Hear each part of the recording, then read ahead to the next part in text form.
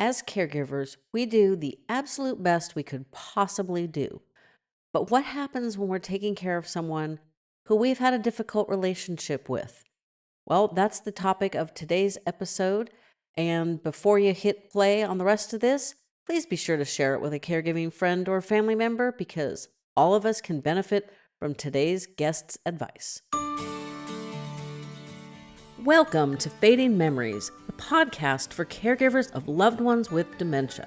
I'm your host, Jennifer Fink. My mom had Alzheimer's for 20 years, and when I went looking for answers, I had to start a podcast to find them. Join me as we navigate the challenges of dementia caregiving together. This podcast is your beacon of support and empowerment. Let's share our experiences, find solace, and discover the strength within us. Get ready to embark on a transformative caregiving journey with Fading Memories.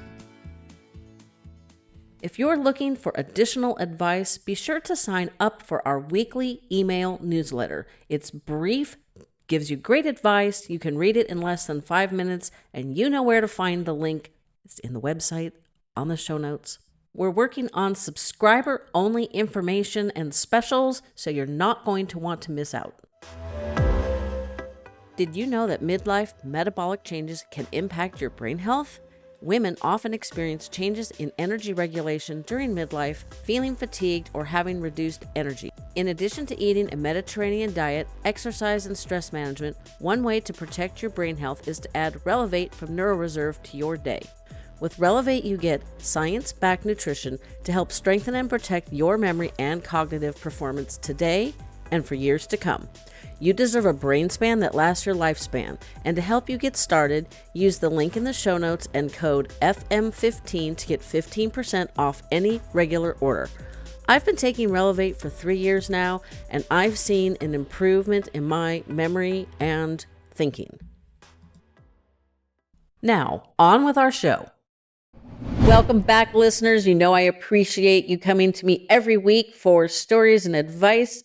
Got a really good topic today. With me is Sherry Yarborough. She is caring for her mom, who if I'm remembering correctly, is 93 and 96. And she and I are going to discuss caregiving when you have had a difficult relationship with the person that you love, but not necessarily can always agree with. So thanks for joining me, Sherry.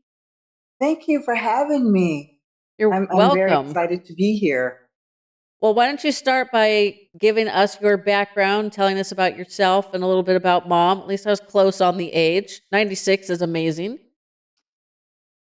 I've been on my caregiver journey through Alzheimer's dementia for 13 years, and it started in the summer of 2010 when a routine doctor's appointment abruptly threw me on that caregiver path. Now, I had known since I was 24 that of the 3 siblings, I would probably be the one to care for our parents as they aged. But at 24, I thought, okay, I'll see the care needs coming. There'll be this sort of regal fanfare, and then I can step royally into my role. Yes. I'm sorry, I'm laughing awfully hard just because that's such a good prediction of how most of us thought we would enter caregiving for our parents. And obviously I was 24, and I was proud of myself that I was being forward thinking and being aware. But 25 years later, what I got was wind chimes screaming and gale force winds going, no! I like that description too. And had there been signs? There were, but I didn't realize what I was seeing when I saw them. My sister had earlier in the year, my sister had a really serious health challenge, and so my mom and I had to go to Atlanta to deal with my sister. And there were times when she would be very confused, like at the hospital cafeteria, and she would get confused about what to read on the menu and things like that. And I just thought, okay, well, this must be incredibly stressful to be in a space where you think that you're going to lose your child. So I didn't realize that what I was looking at was the onset of Alzheimer's dementia. So was her diagnosis, you said there was a routine doctor's visit. So her how do I want to word this? She was diagnosed fairly easily, or did it take many years like many people end up with? No, no, it was right then and there. And what was interesting about what was interesting there was her doctor at the time had known me and her and my family for a very long time socially because of this. There was a Spelman and Morehouse connection. So we had known each other for a very long time. And basically, he said, I'm glad you're here. I'm happy to see that you showed up. Your mom is in the early stages of Alzheimer's dementia and she can't take care of herself anymore. So you need to move in with her. Jeez. Oh, nothing a little blunt there. Well, like I said, we had that familial social relationship because of that Spelman Morehouse thing. So there was a level of comfort that he had in dropping that on me. And I just kind of sat there and went, uh, okay. But even though he had known us socially, he didn't know the behind the scenes story. And so while I'm sitting there trying to pull myself into some semblance of order, every fiber of my being was screaming, no, absolutely not. No, no, this is no, I'm not doing that. And he kind of felt my resistance and he would not let me out of that room. And he wasn't confrontational, but it was very clear that he was not going to let me out of the room until I agreed to do it. So I did. And it was really hard. At 24, I had no idea that caring for, even though I'd made the decision to care for our parents, I had no idea that it was going to entail moving back into my childhood home and living in a space living in a space where I didn't want to live.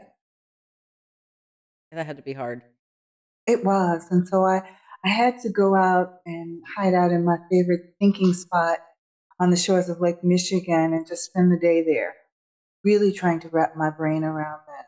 And so I made a decision that, okay, if I'm going to do this, here's how we're going to do this. We're going to keep all those emotions in a nice box, and you're going to stay focused on meeting her care needs. You're going to do what needs to be done and take care of the things that she can't take care of. And we'll create that boundary, and you'll be able to live in this space. How did that work out? Yeah, well, yeah. I, That's d- pretty I, I do have one quick question. So she was sure. diagnosed fairly early. And one thing that we've learned in the more recent times, for lack of a better way of putting it, is to not take away things that they can continue to do for themselves, not to be a helicopter caregiver.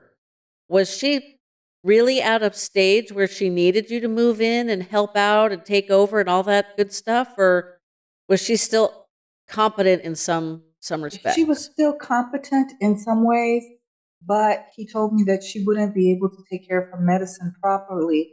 So I needed to be there. And and speaking of being a helicopter mom, yeah, I am.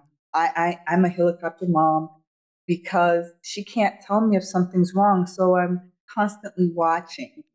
And there are days when I have to take a deep breath and go, okay, relax, relax, relax. It's okay. It's just a boo. Just relax. Just Not the relax. end of the world. Exactly. So I tell people Yeah, but I'm still sort of this new mom thing, and as the disease progresses and changes, I'm still like in that new mom 2, 3 year old space because something always happens, and then I have something new with which I have to contend, and the helicopter comes back again. Well, there does come a time when helicopter caregiving is more necessary, but not necessarily in the early stages. That can breed resentment on both sides. And, if they're not using their abilities, they're going to lose them even faster. So we definitely don't want to do that. That's why I asked that, because I would assume he would have known if she needed help. Thankfully, there are options with medication. There's a really good company called Personal RX that is absolutely designed for people like us, and they even um, have technicians, pharmacy technicians that will call, make sure your loved ones have their medications. It's a really good system, and I will make sure that their website is linked in the show notes so people can check them out. But back in, what did you say, 2013? 2010. 2010. Lordy, that was a whole other lifetime ago. Exactly. So, there I was. And so, in our relationship, there was this cycle of anger because we didn't get along, not because of anything that we had done directly to each other, but because of spillover from the relationship she'd had with her mother. My grandmother thought it was appropriate to vent her frustrations and put her footprints all over my mom when she felt the need to do so. And my mom never talked back. She just swallowed all of that anger and pain and frustration. Well, it had to go somewhere, and she vented it at me. Well, problem was, we have very different temperament. So when she would come at me with that, I would push back as hard as I could. In my mom's perspective, she thought that tolerating what my grandmother was doing to her was a show of respect.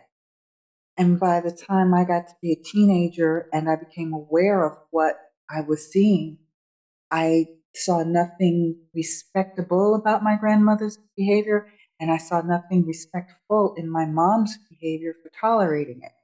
So I wasn't having any parts of that. And so for many years, that created tension between us because my mom felt that I didn't respect her. That somehow spills over 100% when somebody's got a cognitive impairment. They seem to remember those emotions and those feelings. They may not remember incidences, but they see you, and that, like, seeing you triggers those negative emotions, which is definitely not beneficial. My parents were very good at making sure I understood that nothing I did was ever good enough. And the only time I ever heard praise is if I overheard them expressing their proudness. I'm not sure is the correct word. Their pride, there we go, in something I had done. If they were expressing that to somebody else and I happened to overhear it, then it was like, oh, okay. But I guess they wanted to make sure I didn't get a fat head. So they weren't like overly effusive and complimentary, which I kind of get. I mean, you do have to keep a balance, but they kind of tipped the wrong direction, in my humble opinion. And Alzheimer's is really great at teaching you that nothing you're doing is enough, and you're just fumbling along. So the disease really ramped up those feelings, and that was challenging because it just I always kind of felt like I was approaching my mom with like dread and fear. It's like, oh my gosh, am I going to be able to make her happy today? And it's just there's a lot of pressure. It But was. And we lived in that cycle of anger where we'd get angry and stay angry. And then we kind of start speaking to each other, but then it really wasn't very nice, kind of snarky when we did talk to each other. And then we would just allow the anger to just die down. And we never dealt with why we were so angry. And we lived that way for about 18 months until two utterly small but terrifying words barged into our lives, and that was breast cancer. So when she was diagnosed with breast cancer, it was terrifying. And it put me in a space where I had to stop and make a decision. I had I had accepted the fact that Alzheimer's dementia was going to be a long journey. But breast cancer, that was something different. That's something that can quickly shorten one's lifespan. So I had to make a decision. I had to decide whether I wanted to spend whatever time we had the way we had been, or did I want to choose to live differently? And I chose to live differently. And so on this journey through dementia with someone that I'd had a difficult relationship, the most important thing I've learned was that the hardest part of being a family caregiver isn't performing all of the tasks and taking on all these new responsibilities. It's taking on those tasks and performing those responsibilities while you're feeling what you're feeling. Mm-hmm. So, in that, I, because she'd had dementia, had been diagnosed with dementia for about 18 months, she could not make complex decisions about her breast cancer treatment. So that became my new role of her decision maker. And so it was up to me to choose. And I had to choose how I wanted to live. And so in that detour through breast cancer, there were three things that I learned in managing this difficult relationship. Number one, choose how you want to live. Number two, make a commitment to that choice. And third, and most importantly, get support. Definitely on the support.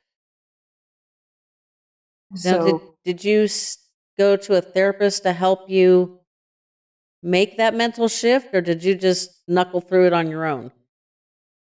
it pounded me upside my head because my mom asked me a question for which I had no answer. The first doctor we saw proposed a standard treatment protocol for breast cancer, and she was 84. And he proposed that we do a mastectomy. Okay, that made sense. Makes sense. Get the cancer out your body. Chemotherapy to kill the cancer cells, and then radiation therapy to kill anything that was left. And I remember sitting in the office, doctor's office, going, now that sounds like an awful lot to do to someone who's 84 years old. And then he said, but there's something, I've got some good news for you. Her tumor is hormone receptor positive. I said, okay.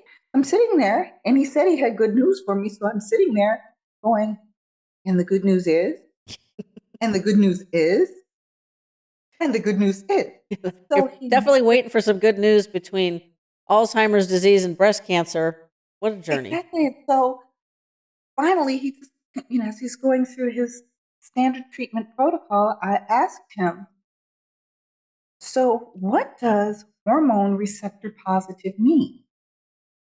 And he stumbled and fumbled and bumbled through some sort of explanation. And I remember sitting there, but he never told me how this good thing would impact her treatment plan. And my brother and I laugh about this now. He said, I saw it on the look on your face. He said, your eyebrow went all the way up to your hairline. And I just looked over at him and he said, I thought to myself, dude, you can stop talking now because you're done. It's hard to imagine that they would recommend that stringent protocol, that aggressive a protocol in somebody that's 84. And then you Exactly. add and then you add on Alzheimer's disease, and it's like, are you looking at the same person, or are you just looking at the tumor? That just blows my mind. Because when you get to 84, you've had a really good long life. and something's going to get you. None of us live forever. I know there are people that are trying, but so far, none of us live forever. So it just seems Exactly. And so in that space, it just kind of hit me that if I followed his protocol, would that help me live the life I wanted to live? And I knew I couldn't. I knew it wouldn't. It did not feel right. It didn't feel right for her, and it didn't feel right for me. And taking that detour through breast cancer gave me those three things that have to happen in changing the relationship with someone with whom you've had this difficult relationship. But it also made me think about I'm a part of this. And I have to think about what I'm doing in a way that allows me to get to the other side. As you said, we're not immortal. And at some point in time, this stage of my life journey is going to end. And so, what are the memories I want to carry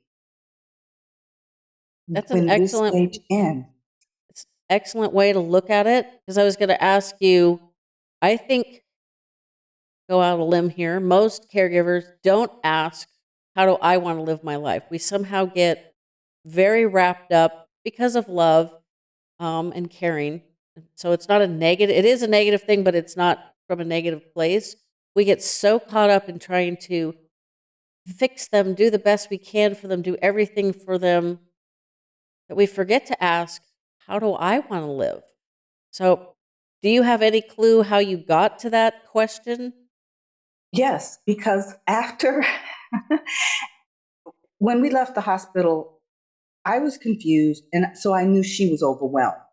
In this space of earlier dementia, she just simply could not process that information. So I went home and I did what I always do. If I don't know something, I'm going to research it. I'm going to sit on my computer and I'm going to dig.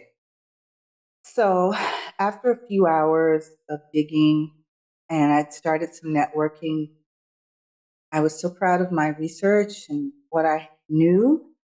And so I went to talk to her as this mature, rational person that was going to support her in this difficult journey.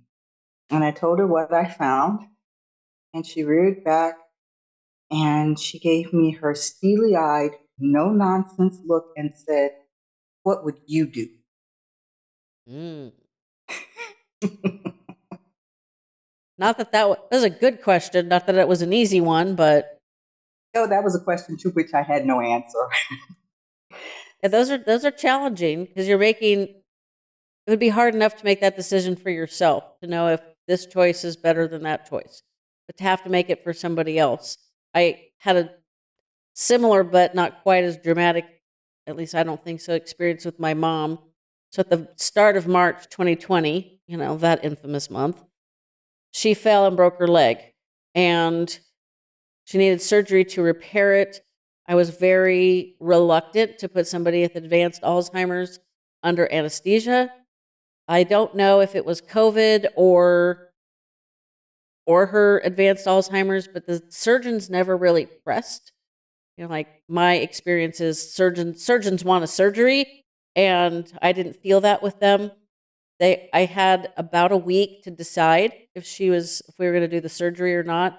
And one of the clinchers was she was going to need physical therapy whether we did the surgery or not, and she was absolutely uncooperative with the physical therapist. And I thought, I can't pay this person and take time to, help him, help her. No, this is just not going to work.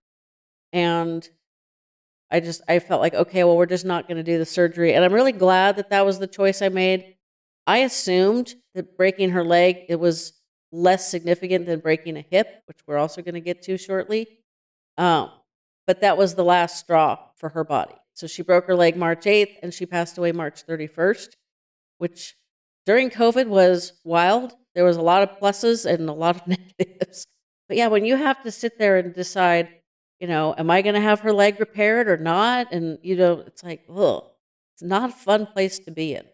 No, and when you have that underlying discord, it makes it just ratchets up those emotions exponentially.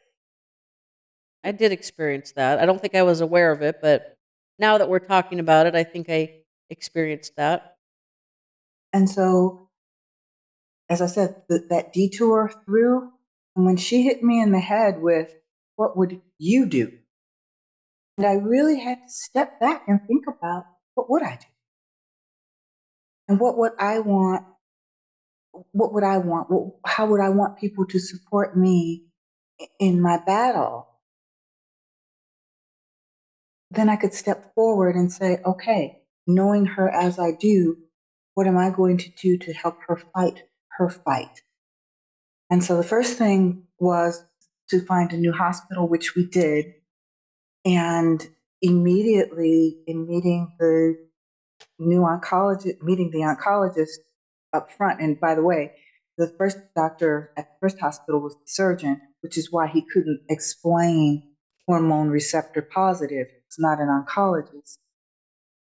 And I told her I met the oncologist and the oncology nurse, and she said, "Oh no, we would never, ever do chemotherapy on somebody that old." Yeah, And at that it's point, hard on your body. everything went, okay. So now we're in a place where they're focused on her living, not just surviving cancer. And that made me think, okay, got to go through these steps. And then they didn't hit immediately. So it was sort of after the fact that I realized I had to make a choice. Do I want to take whatever time I've got and live it how I've been, or do I want to live differently? And what's that going to look like? And so I needed to make a commitment to myself. And the commitment I made to myself was no regrets.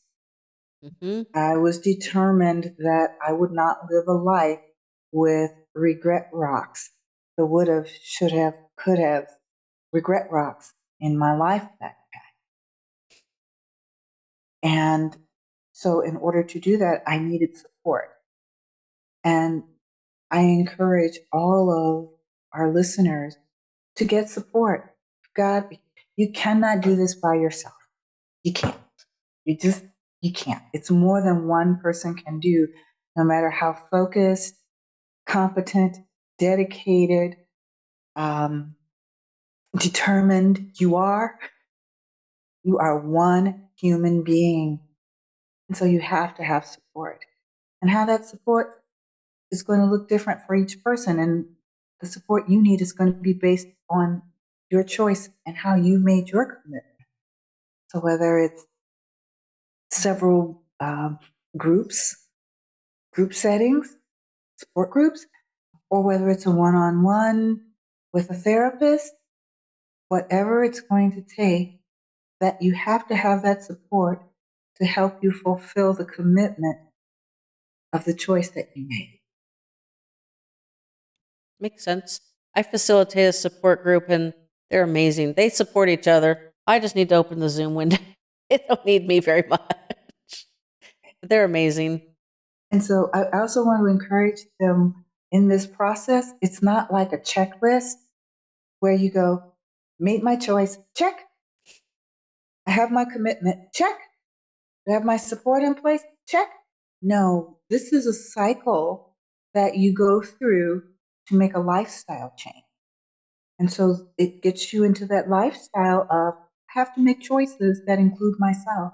I have to make a commitment to myself to fulfill my choices. And I need support to help me on those days when I'm questioning whether my choice and my commitment are the right things to do. There's several people in my support group that also attend other support groups because mine's only once a month, which is definitely not enough for most people. So it's wonderful that there's other in-person and online options. So don't feel like you're being selfish or extra needy if you have to join multiple groups, and you're going to benefit differently from each group would be my assumption. I was in a support group, and then now I facilitate one, and they're similar but different. It's all based on the people that are there. I'm glad you said a very important word, selfish. And I can only speak to this as an African American woman because that's the only experience that I've lived. But selfish was one of those things that you were taught not to be. Hmm. That was a no no. And if you're going to be doing something for somebody else, you're not supposed to be selfish. But I've learned in this role as family caregiver, I have to be selfish enough to be self preserving. Hmm. I don't preserve me, this whole caregiver thing is going to fall apart. This whole house of cards is crashing down. Exactly. So, you guys, well, let's take one step back. Can you briefly explain what the cancer, the hormone? Now I can't even remember all the words. Hormone receptor positive. There we go. Oh, it's a very important characteristic where the I'm going to try to explain this quickly. The cells on the ends of the cells are open, which means hormones are it will accept those hormones, and they can take those hormones, and it helps kill the cells, as opposed to traditional. It's a form of chemotherapy, but it's a form that makes the body turn on itself to attack the cancer, and it's a lot less taxing than traditional chemotherapy. She had one little pill once a day, and that was that. No infusions, no none of that stuff. And so she didn't have to live sick trying Hmm. to get well. Now there was a trick. There was there was a little twist to this. The particular medication she was given could exacerbate memory loss. Uh-oh. Decisions. Exactly. So that was one of those spaces where I had to step back and think, we got really lucky. There was no when the mastectomy was completed, they checked the margins and her lymph nodes, and there was nothing in there. It had not broken out of its pocket. So we were lucky there. But they wanted her to take this medication just in case anything was left. And I had to think to myself, okay, what's going to be worse? Me saying, what's riskier? Me saying no and the cancer comes back and we're not as lucky the second time around as we were the first time? Or in the space of Alzheimer's dementia, it exacerbates already the memory loss that's already happening. And which can I live with? So I said, well, I can live with, we will work our way through the memory loss. That's less terrifying than the idea of this disease coming back, this disease that can take her life quickly coming back. That's So interesting. So did you notice, did the medication decidedly make the memory loss worse? it was it was a slow progression. We were progressing slowly. And about 6 months after she had to start taking the medication, then it was like, okay, memory loss is here. Mm. This is real. And it's funny. At that same time, I didn't know anything about Alzheimer's dementia, so I was going to every forum. I was reading everything I could. And Chicago has two NIH dementia centers. So we're really lucky. So they were always having forums and these things and that. And I was going to as many as I could. I was listening to stories of as many Alzheimer's patient caregivers as I could. And all of a sudden, it was like, okay, I am having information overload.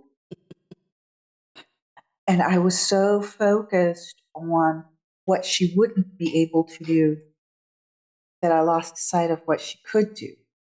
So when the memory loss became really apparent, I had to step back and think and say, okay, well, now wait a minute. What is it she can still do?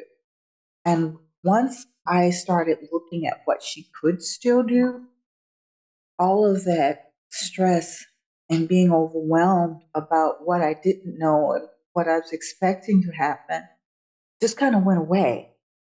And it helped me understand something. Alzheimer's dementia is like that wonderful line from Forrest Gump when Sally Field said, "Life is like a box of chocolates. You never know what you're going to get." Well, that's That's for sure. Alzheimer's dementia. It's definitely life too.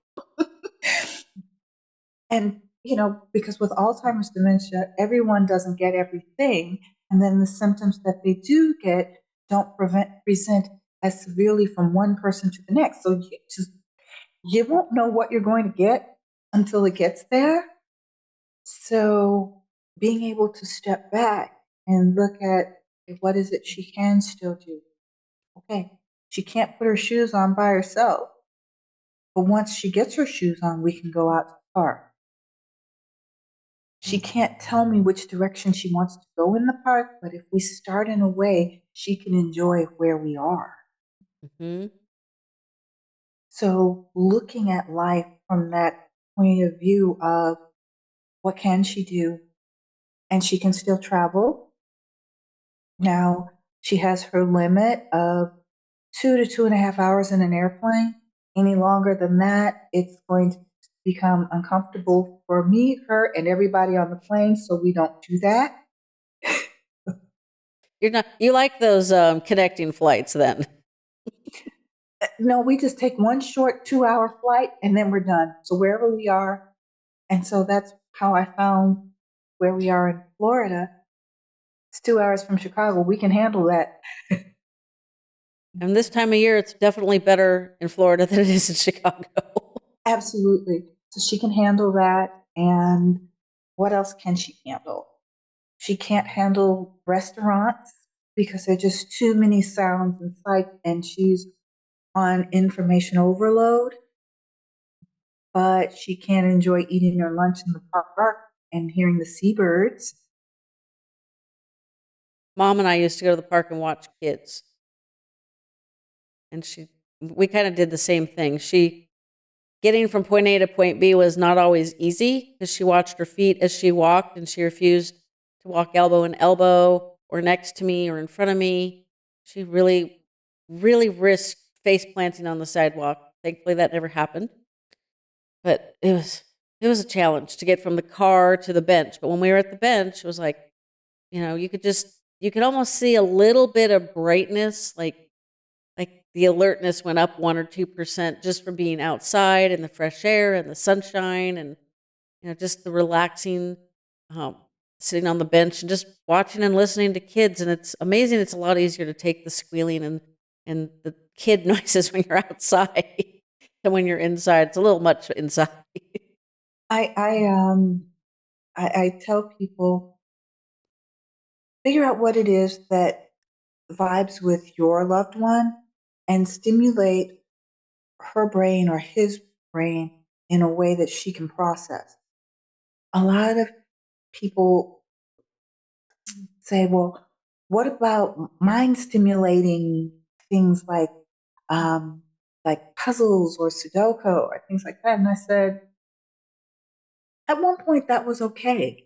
But as the disease progresses, they're not able to access information that they know. So it can be very frustrating if she's working a crossword puzzle and she comes to a word that she knows, but her brain just won't let her have it. And how upsetting and frustrating that can get. So I tell people, I won't say don't do it, but just watch how they're engaging. And if they're pulling back and feeling like seeming to be uncomfortable with it, stop. Just move on to something else. Yeah, I went through that process because all of the standard advice. Simplify hobbies they used to enjoy. None of that stuff worked with my mom. It was so frustrating because it's like we would do very simple, not childish, but simple craft projects or art projects. Sometimes as simple as a leaf rubbing. We'd walk out in the regional park and then do a leaf rubbing next to a lake or a pond or whatever. And she was always afraid of doing it wrong, which was very frustrating because it's like, can't really do it wrong. And it doesn't matter. It's art. Whatever you do, you just do to have fun. And that just, for whatever reason, never resonated with her. So I finally had to give up. I tried multiple times. I don't know if who got more frustrated, her or me, but that's where we were at. And Excuse me. and so, thinking of that, there was a point in time when she always liked to read, so we had to change what she was reading. So we shifted from adult books to teenage books to child books. And my mom was a kindergarten and first grade teacher. So Dr. Seuss came back out. Those are always And fun. I remember reading those with my daughter. I could have done that with my mom. Dr. Seuss came back out. And it was something that she remembered because, well, it was something that where she still had a connection because that's what she did with her kids, with me and her kids in school. And it's simple and brightly colored, but not too overstimulated. We also started watching children's movies. She could follow the storyline a lot better, and it was more comfortable for her.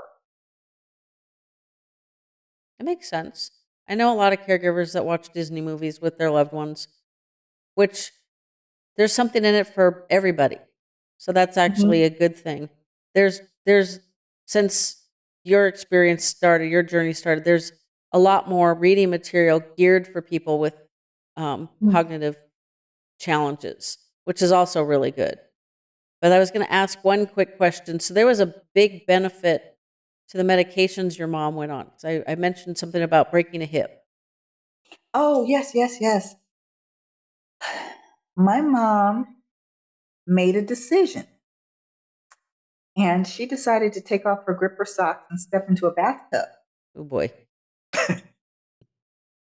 And she had not been anywhere near a bathtub in over a year.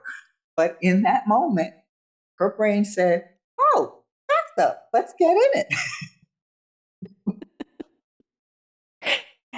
And the next thing we knew, she was on a terracotta floor. Oof. So she really broke it badly. And the one thing that I will say about my mom is when she makes up her mind to do something, she's gonna do a good job at it. So she decided to break that hip. She did a good job. That sounds like my mom too. So we were out of town, and I was really just overwhelmed once again with how to make these choices.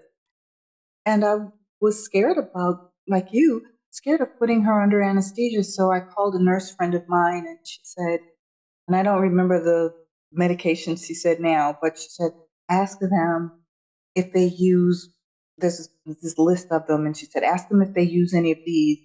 And if they do, ask them if they can leave that out if she's got to have this surgery. And so when I was talking to the anesthesiologist, he said, oh, no, your mom's too old for that. We don't do that.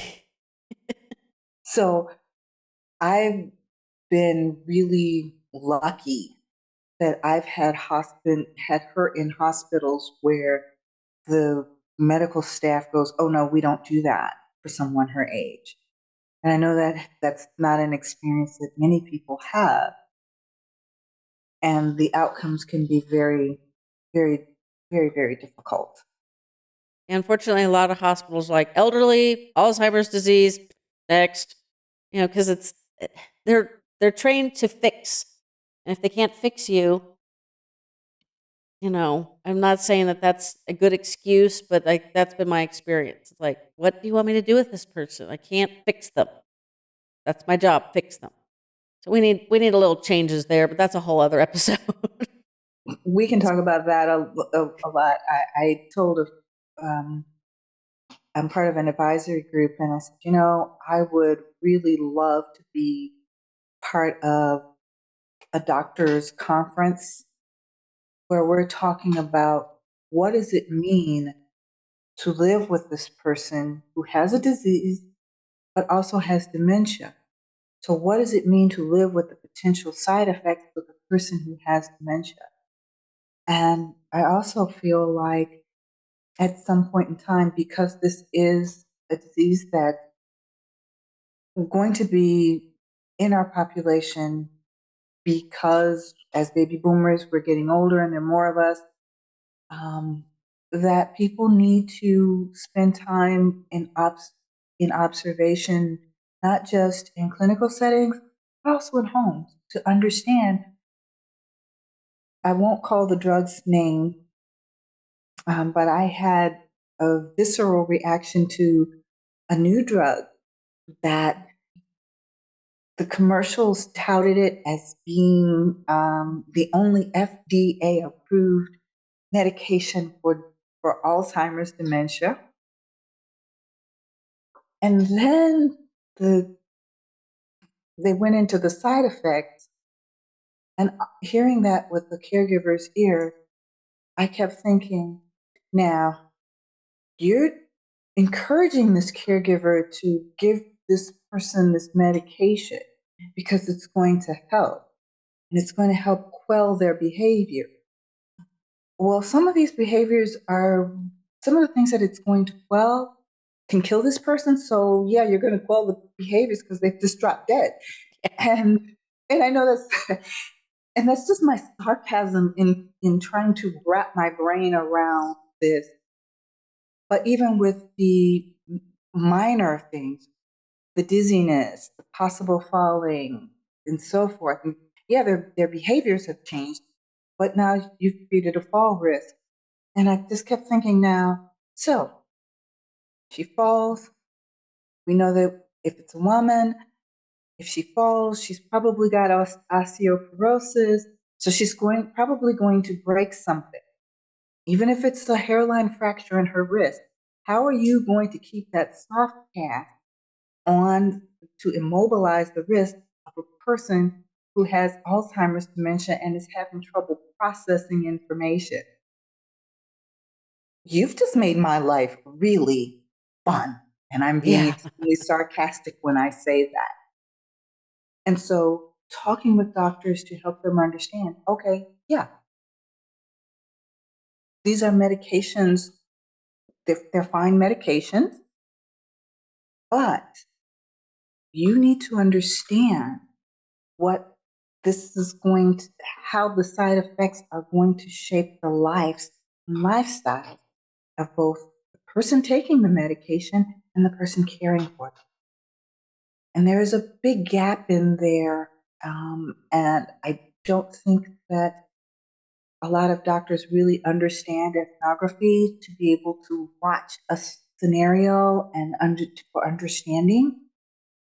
So when you're making this prescription, are you really thinking about the two people, at least two people, who are going to be involved in this? That is true. It's definitely something they need more insight onto. But now mom had an anti-cancer drug that was actually quite beneficial.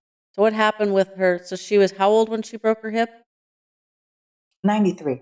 Okay, that's what I thought. Cause I'm like I remembered 93, and obviously she's still with you. So it was not the last straw for her system, as it is for many people. So can you give us a brief history on what happened after the broken hip? Well, I'm going to back up a little bit before she broke her hip. As her decision maker, in this hospital where her cancer was treated, they worked as a team. So she wound up with an endocrinologist. I didn't know she would need that, but she wound up with an endocrinologist because she had diabetes. She also had osteoporosis, which endocrinologists treat. So while we were going through this, the doctor said, "Oh, I'm getting pretty okay results with this one particular medication. I think that I have another one that will do better." So we switched medications, and she had been on this second medication, and I'll call its name, I'll say Prolia. And 6 weeks after she broke her hip, the surgeon we went back for our follow up visit, and he just had this stunned look on his face. He was like, her hip, it's completely healed, and she's growing new bone. And I said, that's the Prolia. And he went, what? I said, she's on an osteoporosis drug called Prolia, and that's what it's doing. So by being in a space where I had a good team and they were helping me keep her wellness in check, 6 years later, after going on this medication, after being treated for osteoporosis, it was about 6 years, and now 2, maybe 3 years after changing medication, she had a break, but she was able to recover from that because of because of the foundation she had. And so being that decision maker helped me help her.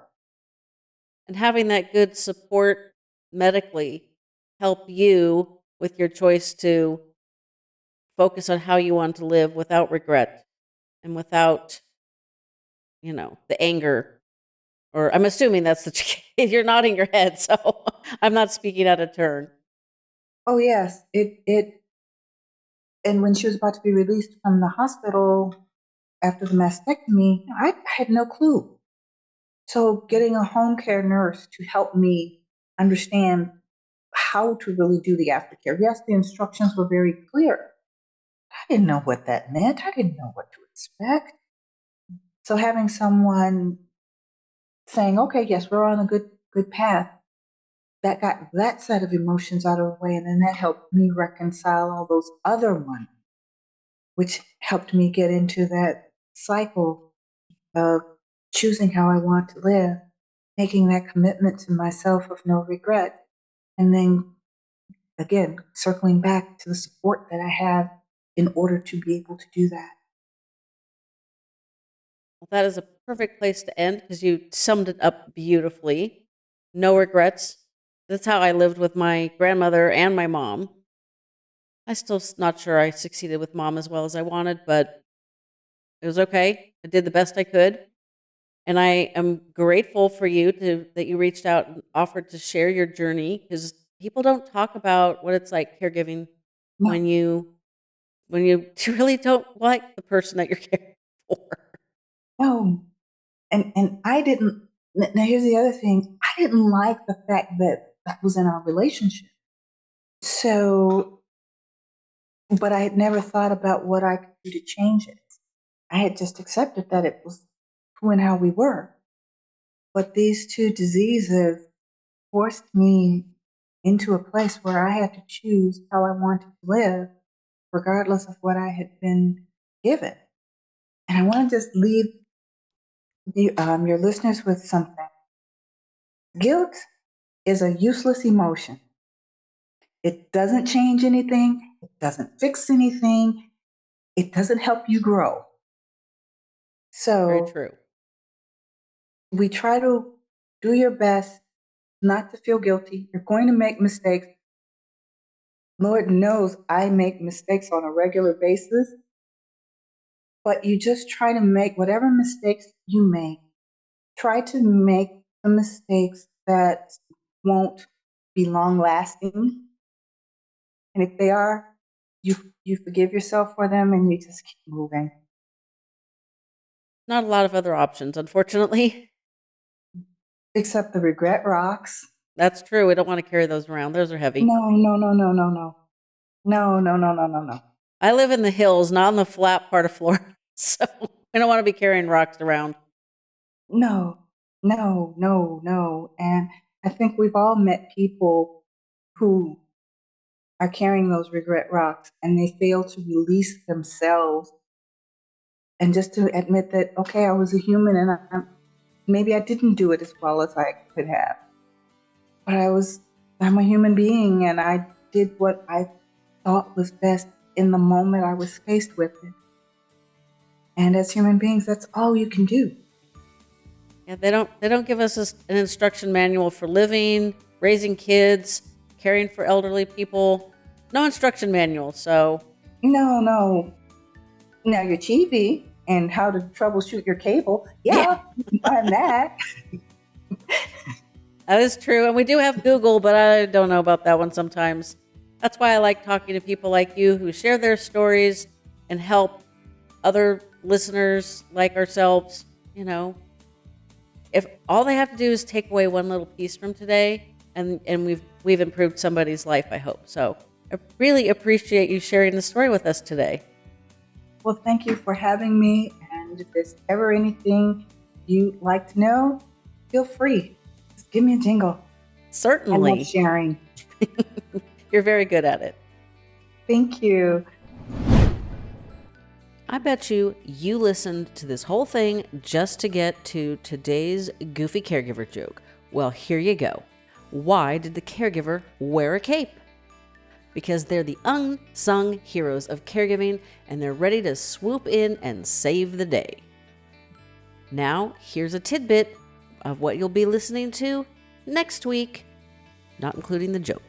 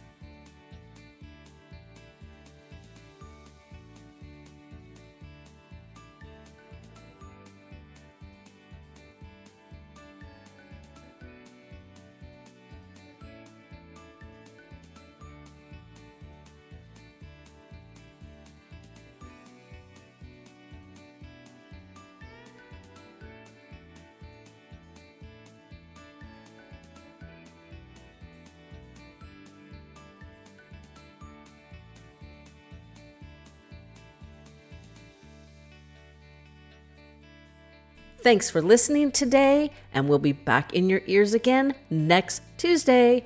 Please support our sponsors, for they help us bring this show to you for free.